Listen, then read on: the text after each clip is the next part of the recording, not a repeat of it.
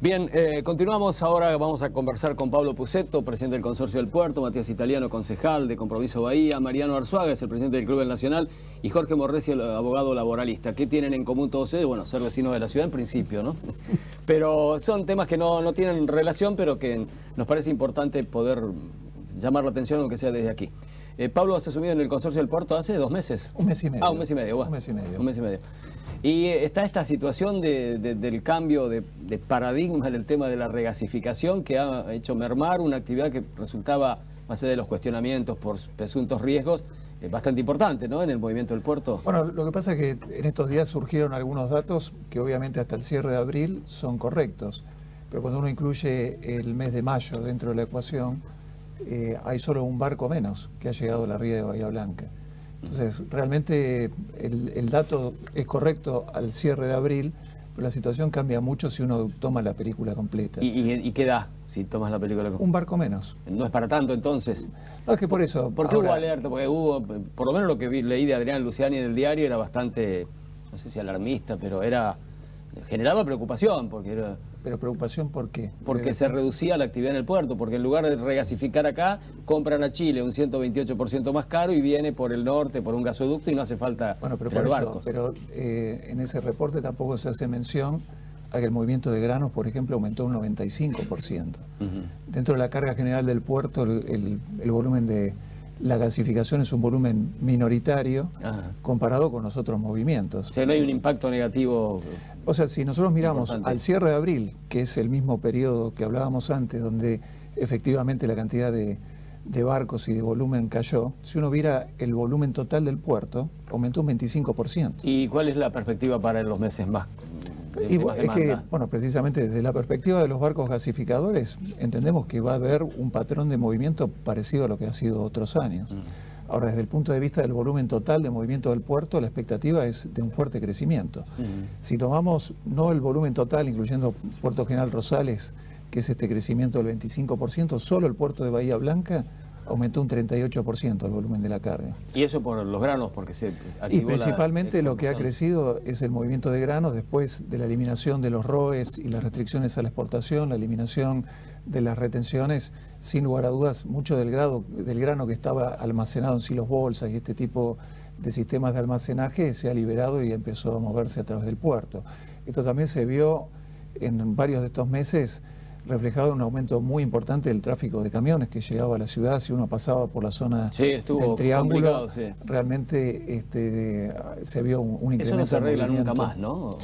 Bueno, lo que hay que lograr es precisamente contar con infraestructura adecuada, ¿no? Y desde esa perspectiva nosotros estuvimos analizando todo el plan que tiene vialidad para la región, ¿no? Que incluye no solo lo que es la conexión de la Ruta 3 Norte y Sur, sino todo un proyecto de circunvalación con lo que es la zona sesquicentenario, lo que es la famosa Rotonda del Cholo que nunca se concretó, y obviamente un proyecto que desde la perspectiva del puerto es muy importante, que es toda la traza de la zona intraportuaria, que realmente también tiene un déficit importante. Tenemos que pensar que estos no son proyectos nuevos, ¿no? Son proyectos que en algunos casos... La conexión Ruta 3 Sur se hablaba hace 30 años. 30 años, exactamente. La gente de vialidad, hay algunos que dicen, si nosotros logramos jubilarnos con estos proyectos concretados, va a ser la mayor satisfacción de nuestra vida.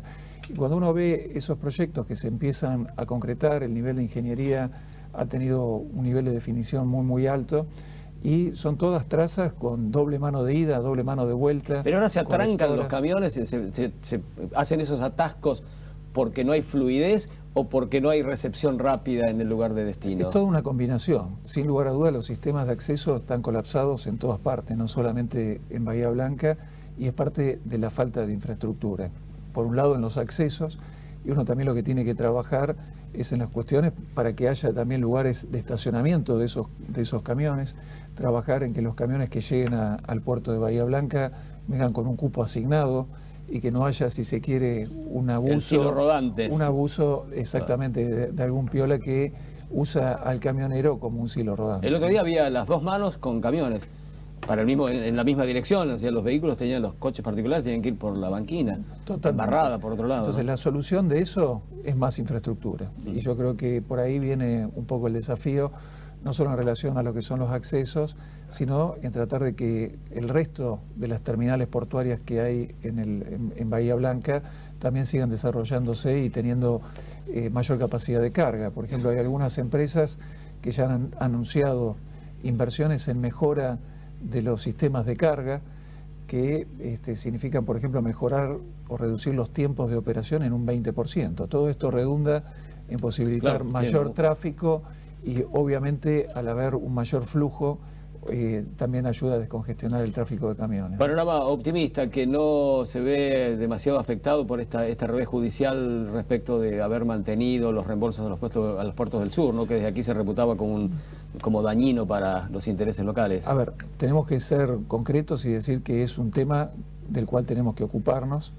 Esto fue un decreto de noviembre del año pasado, que bueno, la expectativa era que cuando se eliminaron el resto de las restricciones al comercio internacional iban a desaparecer. No fue así. Desde el consorcio del puerto se había establecido por un lado una medida cautelar para tratar de detener los efectos de esta medida y por otro lado también una acción judicial para ir al tema de fondo, que es el planteo de inconstitucionalidad, que consideramos... ¿Y eso está pendiente todavía o también? Sí, no, eso también está pendiente y nosotros entendemos que cuál es el concepto de los reembolsos en general. Es tratar de incentivar alguna producción en particular con el objetivo de no trasladar, por ejemplo, al mercado internacional impuestos tal vez locales, y desde esa perspectiva eso es un concepto muy distinto a un reembolso por qué puerto sale, ¿no? Que lo que genera es, entendemos, una distorsión de los tráficos logísticos naturales, y en vez de avanzar en la optimización va en la vía distinta, en tráficos que naturalmente saldrían por un lugar, tal vez terminan haciendo trayectos más largos, claro, en una forma ineficiente desde una perspectiva logística y también con mayor consumo energético. O sea, son todas cuestiones que juegan en contra. Eso está pendiente. Esa cuestión hay que seguirla trabajando. ¿Despidos no en el puerto? No. Empleo pleno, digamos, como... Y si estamos creciendo, así que bien. Todo lo contrario. Yo decía que no se compadece Jorge Morresi, es abogado laboralista. El nivel de litigiosidad con el nivel de despidos. La UOCRA reporta 1.500 puestos perdidos. Sin embargo, no son 1.500 trabajadores que han perdido su laburo y que van a un litigio laboral. Digamos, hay desocupación, hay pérdida de puestos de trabajo, pero no hay conflicto. Claro, lo que pasa es que el régimen de la UOCRA es muy especial, en el sentido de la salida del contrato de trabajo. En la UOCRA, es decir, se va pagando mensualmente la indemnización. El 12%. Sí, claro, el varía de acuerdo, el fondo de desempleo, es decir, que varía de acuerdo a la antigüedad que tiene. Que por lo tanto, si es un trabajador en blanco, perfectamente registrado, extinguido el vínculo laboral, va con la libreta al banco, a las 48 horas cobra y se terminó el tema, y no hay lugar a conflicto. El conflicto se suscitaría en el caso de que sea una relación laboral no registrada. ¿Y en otros ámbitos de actividad ves problemática que en Bahía no? No se advierte. Yo el otro día te decía en la radio, es decir, el nivel de conflictividad se advierte a nivel estatal, ¿no es cierto? Es decir, donde paradójicamente es donde hay estabilidad. O sea, es decir, en el Estado hay estabilidad. Hay una doble vulneración ahí de un derecho, en todo caso, la vulneración de dos derechos, uno el empleo y otro la estabilidad. Claro, de la pero lo que pasa es lo siguiente, es decir, la conflictividad deriva de aquellos, digamos, formas o aquella forma de contratación donde no está como empleado público, sino, es decir, a lo largo de los años, vamos a situarnos, desde 76 para acá. Fue un gran precarizador el Estado. El Estado ha sido un gran precarizador. Es decir, advertir que, por ejemplo, no sé si hoy hay, pero hasta hace poco había monotributistas trabajando dentro de sí, DGI o dentro de ANSES, es un disparate. Es decir, o sea, eso es la precarización que existe a nivel del Estado. O sea, el Estado es el mayor incumplidor laboral que existe en nuestro país, pero desde hace muchísimo. Pero tiene las manos y no tiene forma libres para expulsar sin... Claro, es decir, porque aparte, es decir, hay algunos antecedentes judiciales, pero no son casos si vos muy demostrás puntuales. Que el vínculo laboral duró una determinada cantidad de tiempo, ¿tenés alguna herramienta para reclamar? Sí, lo hay porque hay jurisprudencia de esta Corte que hoy tenemos hay jurisprudencia que establece... Mini corte. Sí, no, pero corte, Pero nosotros alcanza, le decimos corte no, sí, no sé, en cuanto al cuerpo, integrante, sino sí, como cuerpo, como institución. Sí, sí. Es decir, han sostenido, es decir, ideas y pensamientos en que aquel que ha estado tanto tiempo, de alguna manera, está ya dentro de la planta permanente. ¿no? Claro, o por lo menos, o si no, sujeto de indemnización. Claro. Porque y el tema de los tribunales parados, ustedes también los parte al medio de eso, ¿no? Y el tema de los tribunales parados es un problema. Dentro de los tribunales de trabajo, dentro de todo, se siguen manejando como se venían manejando, o sea, es decir, porque tampoco es total. La decisión no es plena, claro. No, Esto que la Corte mandó a los jueces a tener las mesas de entrada, ¿te parece se podrá dar eso? Y es por la galería. Sí, ¿no? Para decir claro, si no va a ir, o sea, no se puede atender en la mesa de entrada. Si atender en la mesa de entrada significa en condiciones normales, si a veces atender 200, 300 personas por día. ¿Cómo va a estar? Está complicado igual, ¿no? Eso, hacer la sentencia, resolver, barrer. Además, atender, porque he visto en los tribunales que gritas no sé si el nombre del expediente o el nombre del estudio para el que vas a solicitar. No, se nombra la carátula. Es un boche ahí, la carátula. La carátula. Pero de viva voz, eso es muy llamativo quizás para ahora, el que no está en el tema. Quizás ahora con la nueva implementación digamos, de la notificación electrónica, todo informatizado, se va a evitar un montón de cosas. Pero van a seguir existiendo, los tribunales van a seguir existiendo, los empleados van a seguir existiendo. Y algún día se trabajará con normalidad, se supone. Sí, uno de los mayores problemas es la cuestión edilicia, lo que hace, por ejemplo... bueno, superado el conflicto actual, ¿no? Seguro. Sí. Es decir, ahí donde están los tribunales de trabajo se iba a ser un edificio que va a ser la ciudad judicial. Cuentan algunas malas lenguas que si eso se paralizó porque hubo una disputa en quienes tenían la cochera del primer subsuelo y la del segundo. Pero, es probable, ¿no? Tratando de ser sus señorías. Pero no. Que envidia la ciudad judicial que hizo La Pampa, ¿no? En Santa Rosa, capital de provincia, ¿no? Es Pero que es una cosa la mayoría de los departamentos judiciales, si uno va, por ejemplo, a Loma de Zamora y si tiene una ciudad judicial, y también en una zona peligrosa, está puesto en un lugar muy peligroso, ¿cierto? Camino Negro, al lado, no es para estar, pero es lo ideal, es decir, sacarlo del centro, pero por ejemplo los bahienses queremos tener todo al lado del Monumento Rivadavia. Pero así lo tienen. Claro, todo al lado del Monumento Rivadavia no se puede tener, es decir, hacemos recitales, hacemos ferias de artesanos, todo en el centro, ¿no? Pero... Mariano Arzuaga es el presidente del Club del Nacional. ¿Cómo están piloteando esto de los tarifazos? ¿Ya les han llegado las facturas nuevas? Sí, ya han llegado y piloteando. La verdad es que algunos dirigentes estamos bastante ocupados y otros bastante desesperados, porque en algunos casos la situación es límite, en otros no tanto, pero sabemos lo que va a significar. Es decir, la construcción... ¿Cuánto pagan de luz ustedes, por ejemplo? Nosotros pagamos las últimas 2 boletas de 37.000 pesos contra 15 que pagábamos normalmente. Y el problema que tenemos es que muchas veces muchos dicen el Club Nacional. El Club Nacional es un club como cualquiera que tiene 6 deportes, que contiene 6 deportes, por lo tanto tenemos 2.000 socios distribuidos en 6 deportes que tienen 1.500 deportistas activos. Que son hockey, rugby, básquet, softball, tenis y gimnasia artística. Más colonia de vacaciones y algunos que son temporarios. ¿Gas usan menos? Gas usamos menos, por suerte, pero la luz, sobre todo en las disciplinas que se practican al aire libre, es decir, el dirigente común no tiene otra alternativa que trasladar automáticamente la factura a la cuota social. ¿Aumentaron ya la cuota? Vamos a aumentar ahora, sí, en junio. Vamos a tratar de ser suaves, lo va a sufrir el club, pero no va a resistir el club. ¿Cuántos empleados tienen? Y debemos tener aproximadamente 15.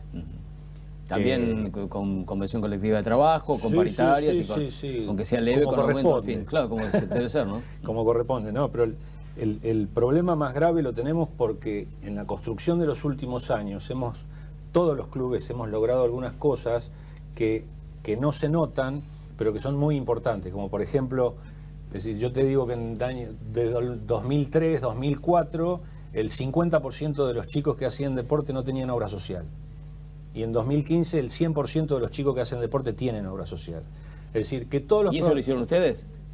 A los clubes les ha pasado. Es decir, fuimos conteniendo chicos, porque todo el mundo habla de el laburo social que hacen los clubes.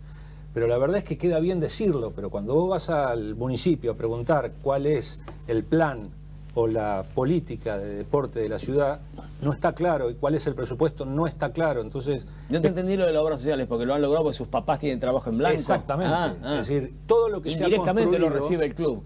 Por supuesto, porque es una manera más, ¿cómo te digo?, más fácil de que los dirigentes y los entrenadores y los dirigentes de cada una de las disciplinas puedan contener. Cuando decimos que en los clubes se contienen a los chicos, los contenés en la medida que los chicos vienen y están bien y no sufren. Bien comidos, bien atendidos en y salud. No sufren bien golpes educados en el estómago que claro. tengan que ver con la dignidad de ellos. Es decir, esto se empieza a notar. Cuando vos aumentás la cuota, a vos no viene un chico y te dice no tengo para pagar. Te dice mi tía se enfermó y la tengo que cuidar y por eso no vengo, porque el pibe y la piba tienen vergüenza, tienen dignidad y eso se va agotando, y todas estas cosas tienen que ver puntualmente con eso, con que cuando vos te diste cuenta ese chico o esa chica no está más en el club. Y de los 1.500 deportistas que hoy tenemos, y yo no quiero hablar de mi club porque este es un problema colectivo y que hay que atacarlo de esa manera. Es decir, Bernardo Stortoni debería estar al frente de este reclamo, porque las herramientas están. Por eso yo digo que algunos lo tratan el tema con desesperación y hay que tratarlo con mucha tranquilidad porque las herramientas están. Hay dos leyes, una sancionada en el 2014, en diciembre de 2014, que es la ley de clubes de barrio, y otra en 2015, que es la ley de deporte, la ley nacional de deporte, que contempla absolutamente todas las soluciones para estos problemas. Pero no se aplica. Pero no se aplica, no se reglamenta. Pero necesitamos a alguien que se ponga al frente, no ir a los gritos a ningún lado, ni pelearse con nadie, ni nada. Los dirigentes necesitamos que los dirigentes, de la ciudad en este caso, se pongan al frente, no del reclamo, de la solución. Gracias, Mariano.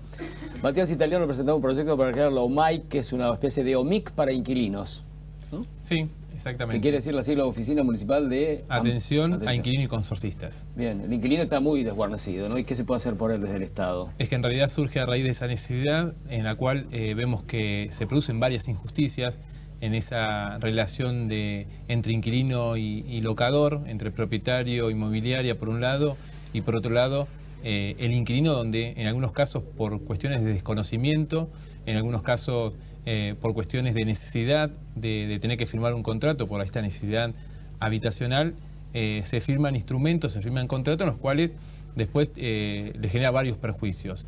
Así como se creó la OMIC allá por el 2006 y donde el consumidor tenía esa desprotección y a través de una oficina municipal se le pudo... Que no violentó ningún derecho, porque tampoco no se afectó derecho de propiedad ni nada, simplemente se ejerce una mediación con mucho sentido común, ¿no?